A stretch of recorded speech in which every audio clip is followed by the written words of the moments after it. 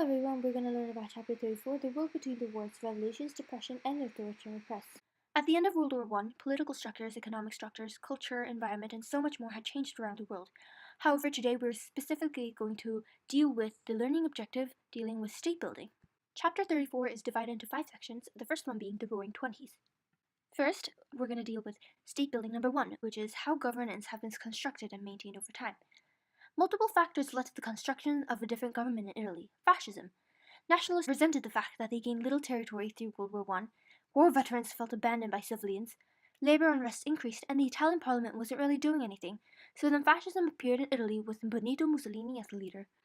Another point to be made is that at a similar time in the US, the Red Scare took place. Afraid of the spread of communism, the United States promoted an isolationist policy for 2 decades, a very different pattern from the past where the United States were all about reaching out. State building number 4. Outside influence definitely affected the government structures of newly created nations during the 20th century. After the outbreak of World War I, new nations in Eastern Europe formed under Western-style parliament. However, they soon fell under the economic pressures they could not withstand. Moreover, competition between the small nations caused even more damage diplomatically and economically. Then, authoritarianism swept over the Eastern European states. 34.2 Revolution, the First Waves. State building number 3. In Latin America, several of the economic and political structures transformed due to Europe's involvement in the Great War. How? Well, because Latin America's export and import relations were heavily intertwined with Europe. Europe's absence during World War I caused Latin American nations to have a new source to rely on. This was when they were forced to rely amongst themselves from then on. A great example would be the Mexican Revolution and the newly written Mexican Constitution of 1917, which was an outcome of several factors including World War I. State building number 1. After the participation of World War I, Russia suffered from serious food shortages and workers' rising resentment against the inferior working conditions of early industrialization. The Tsar's government failed at meeting complete rule reform, and it maintained its unresponsive political system, stifling the opinions of the people. Riots occurred frequently, and in February 1917, the Council of Workers, or the Soviet, took over the government and eliminated the Tsar and the imperial rule. However, the new government also failed to establish firm political structure and didn't execute land reforms due to the strains from the World War I. As a result, the unrest continued, and in October, the Bolsheviks took over the government on Lenin's lead. State building number 4. The participation of World War I brought some serious consequences to Russia. Through the Treaty of Versailles, a huge section of Western Russia was taken away. This led to the establishment of deep resentment among Russians and motivated expansionism later on.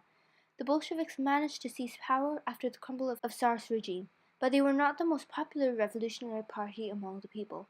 When people showed higher preference on the Social Revolutionary Party over the Council of People's Commissars during the election of parliament, Lenin shut down the parliament and replaced it with the Congress of Soviets. The lack of support led the Bolsheviks to walk the path of monopolization of central power instead of Western-style multi-party system. State building number 2. Sun Yat-sen's death in 1925 caused Chiang Kai-shek and his warlord allies seize control of the party. Chiang Kai-shek went north with his army, the first nationalist seizure of the Yangtze River Valley, in Shanghai in early 1927, and later captured Beijing along with the rest of the Yellow River Basin. Chiang became the head of a warlord hierarchy, then he turned against the communists. Meanwhile, Mao Zedong led communism as the leader of the Long March.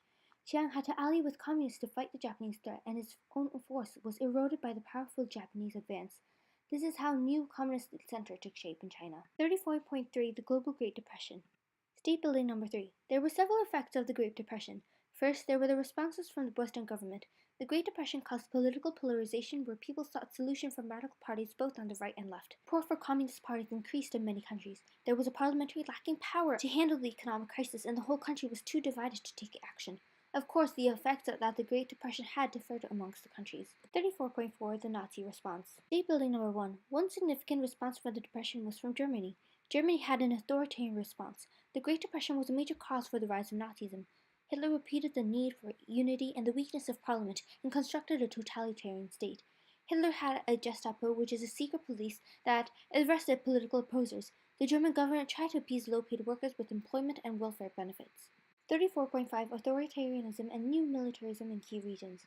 In Argentina, a military coup overthrew the government that was in place. The military group that led the coup had nationalist leaders who later became the military rulers of the country.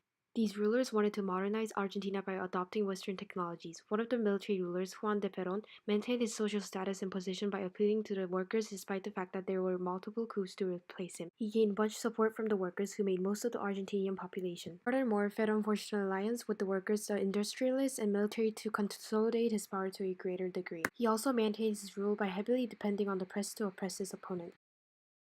As a result, Perón's regime had a broader base than had ever been attempted in Argentina. However, as the time passed, the holding of the components of the coalition became increasingly difficult and the economy worsened. In response to this economic decline in Argentina, a democratic opposition developed. Eventually, the Peronist Party was banned, and another military-supported government succeeded Perón's rule.